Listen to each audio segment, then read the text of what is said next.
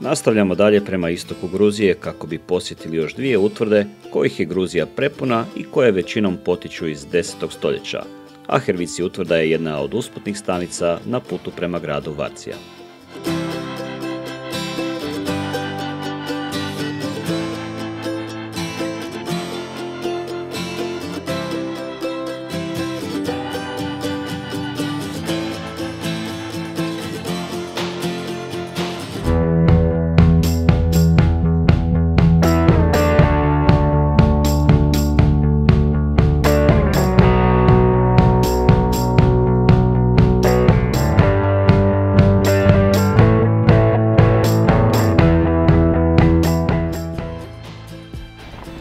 Ali kakva bi to bila avantura bez malo izazova?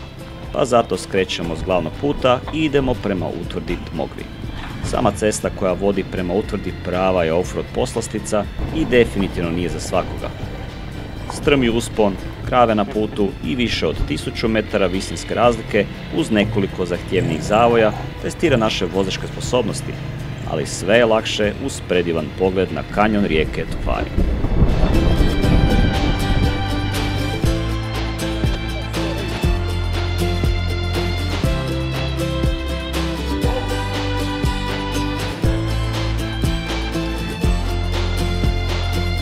Dolazimo na vrh i nažalost zaključujemo da bi hodanje do utvrde uzelo previše vremena, ali pogled na kanjon govori da se isplatilo. A i ovo je definitivno bio dobar trening za off-road izazove koji su pred nama. Tek smo nekoliko dana u Gruziji i već uživamo u pravim gruzijskim off-road poslasticama. Kratka stanka i odlučujemo se na povratak i nastavak prema gradu Varzija uklesanom u stijene. Povratak je bio podjednako zahtjevan, a pretrpani motori i krivi izbor guma za ovakav teren definitivno ne pomažu.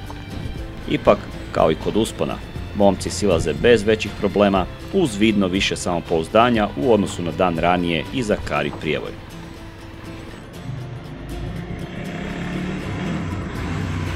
Ponekad je riječima teško opisati prizore koji se prostiru ispred nas.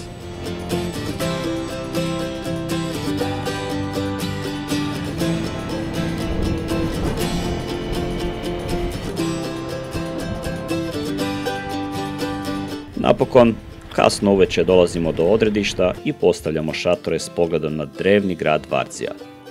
Nesvjesni ljepote koja nas čeka u jutarnjim satima. Шашлычок.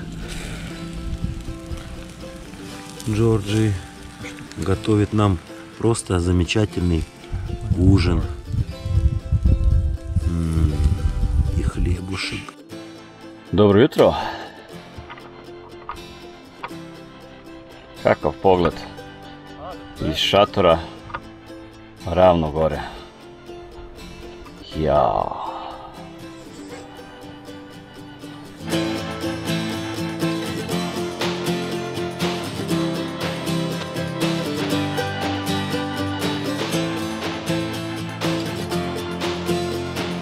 Grad uklesan u stijenama prostire se 500 metara u širinu. Unutar njega, osim velikog broja komora na 9 razina, nalazi se i ukupno 19 crkvi i kapelica, jer se zapravo radi o velikom samostanskom kompleksu, koji je doduše tijekom stoljeća igrao i veliku ulogu u obrani stanovništva od najezde Mongola i Turaka, kao i drugi slični gradovi uklesani u stijenama u susjednim zemljama. It's good to have German guys with you. Ovdje se nažalost razdvajamo od Sergeja koji je odlučio otići direktno u Tbilisi zbog problema s mobitelom, dok mi odabiremo duži i daleko zanimljiviji put prema gradu Tbilisi. Uzdižemo se serpentinama iz udoline, ne znajući što nas čeka na vrhu. Uspon nije previše težak, ali čini se kao da nema kraja. Ipak, pogled je predivan i uživam u svakom trenutku.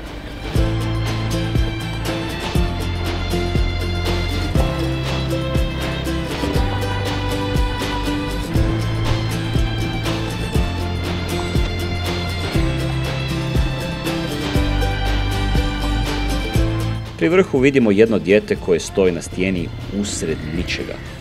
barem smo tako mislili jer par 100 metara dalje i bili smo na vrhu kanjona, uz koji se nalaze sela Apnija i Gogašemi. A na vrhu hrpa klinaca. Nekoliko trenutaka kasnije i redaju se jedan za drugim, okrećući ručice gasa uz osmijeh od uha do uha. Yeah. Candy, we need to buy candy. No candy. No? You want to bring candy? No, you bring pants and shit. Ah, yeah, then we will buy in Tbilisi.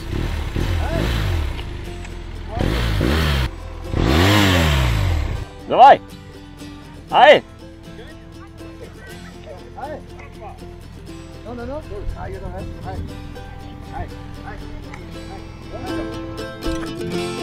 Pretty. Papa, what do you think of fucking?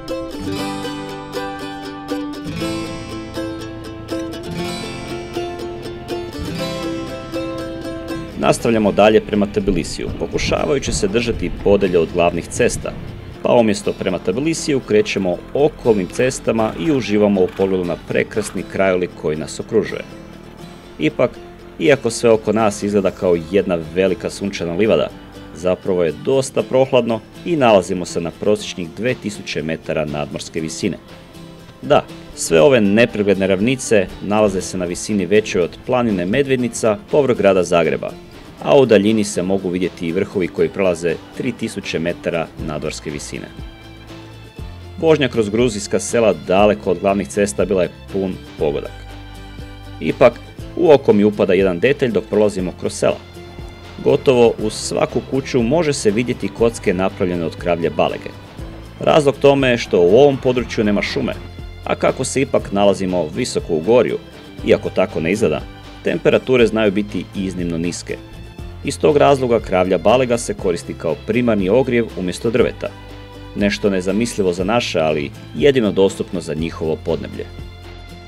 Još jedna zanimljiva sitnica bila je i to da smo cijelim putem pratili makadamski i zemljani put koji je često presjecao prastaru rimsku cestu, što i nije tako čudno s obzirom da je Gruzija bila granica tadašnjeg rimskog carstva.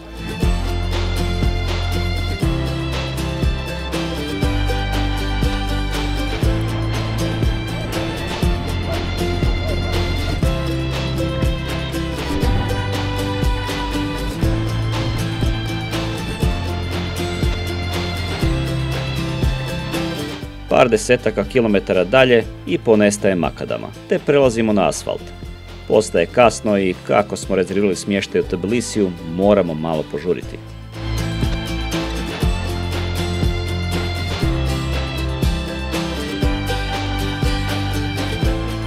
Smještaj za 20 € koji smo rezervirali putem Airbnb aplikacije definitivno ću preporučiti jer osim što je naš host Đorđe bio iznimno ljubazan i ustupio nam ponešto čače, proveli smo više nego ugodno veče slušajući o povijesti Gruzije, a jutro nakon bili smo i pozvani na krstitke njegovog djeteta. Kakvi ljudi su ti Gruzijci, to je fantastično. Smještaj za nas 4 bio je odličan, taman prilika da operemo veš i dobro se naspavamo. Let the operation begin. Usput sam iskoristio i priliku da popravim dron koji sam uspješno slomio dan ranije nakon što je skliznuo s motora i pao na pod. Ajde da sam ga slomio tijekom leta, ali ovo... Somehow. You're missing the screws from the arm and that's all. I think I broke one wire.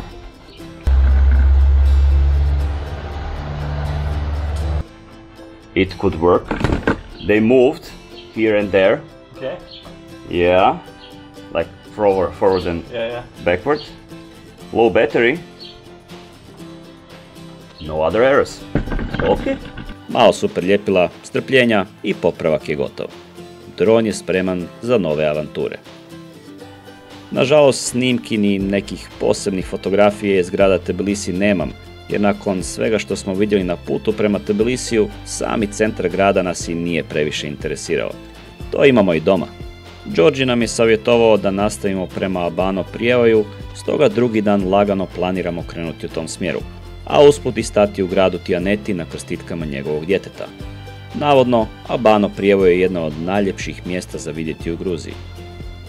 Na izlasku iz grada stajemo u spomenik Kronika Gruzije, koji predstavlja povijest Gruzije uklesanu u masivne stupove, smještene na brdašcu uz takozvano Tbilisi more, odnosno umjetno jezero izgrađeno pred 70 godina, a koje je danas vrlo popularno turističko odredište za lokalno stanovništvo.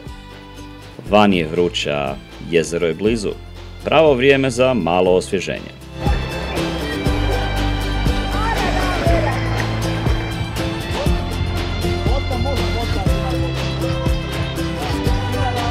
A sada možemo krenuti dalje prema gradu Tijaneti.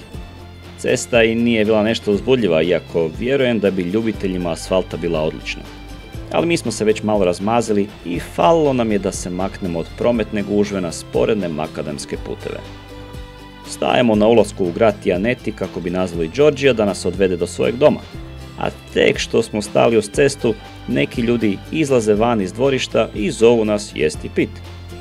Inače, sigurno ne bi odbili, ali hej, već imamo rezervaciju, tako da teška srca odbijamo.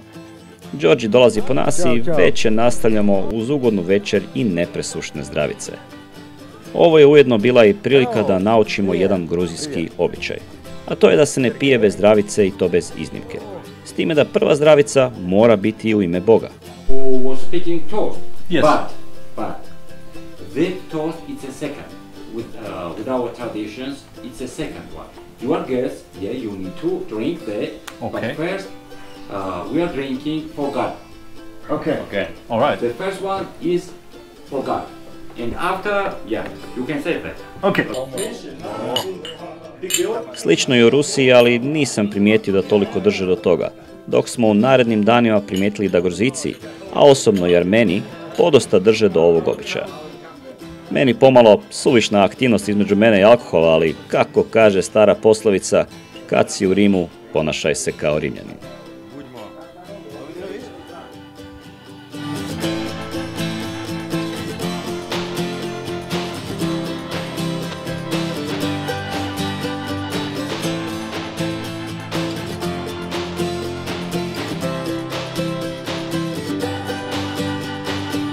Noćas smo prespavali ovdje tu, pošto je malo bila gužva, došla je cijela obitelj na krstitke, ali ipak su našli malo mjesta za nas. Imamo camping opremu, pa s obzirom da smo nešto malo popili. Što? Hello, Sergej Ges, subscribe. S obzirom da smo malo popili, da je postalo već kasno, odlučili smo da nećemo kampirati, to jest nismo mi odlučili, nego Georgi nas je ugostio, dao nam je mogućnost da ostanemo ovdje, iako smo već našli mjesto gdje ćemo kampirati. I eto, i nije loše tak spavat na podu, bolje nego spavat negdje u šumi, u brdima dok vjetar puše, sklapat mokri šator. Ovo je zapravo bilo skroz ok. I evo drugog Georgia. George trenutno određuje rutu kamo ćemo ići. Idemo negdje u brdo na sjever prema ruskoj granici.